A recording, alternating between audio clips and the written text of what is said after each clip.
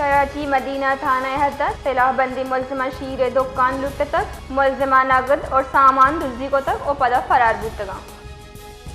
کراچی مدینہ تھانہ حدت سلاح بندی ملزمہ شیر دکان لٹ تک ملزمہ نقد اور سامان دزدی کو تک او پدا فرار بودتگا۔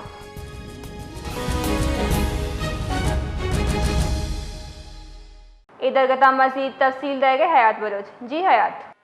جی دیکھیں، یہ مدینہ کالونی تھانے کی حدود ہے جہاں مسلح ملزمان نے ایک دودھ کی دکان میں ڈکیتی کی واردات کی۔ ملزمان نے دکان کے عملے کو یرغمال بنا کر کاؤنٹر سے نقد رقم، موبائل فونز اور دیگر قیمتی اشیاء چھین لیا۔ ملزمان کو سی سی ٹی وی فوٹیج میں دیکھا جا سکتا ہے کہ کس طرح ملک شاپ میں لوٹ مار کرتے ہوئے بآسانی فرار ہو جاتے ہیں۔ اس حوالے سے تاجروں کا کہنا ہے کہ مدینہ کالونی کی حدود میں اسٹریٹ کرائم اور ڈکیتی کی وارداتوں میں مسلسل اضافہ ہو رہا ہے، جس سے کاروباری حضرات میں تشویش پائی جاتی ہے۔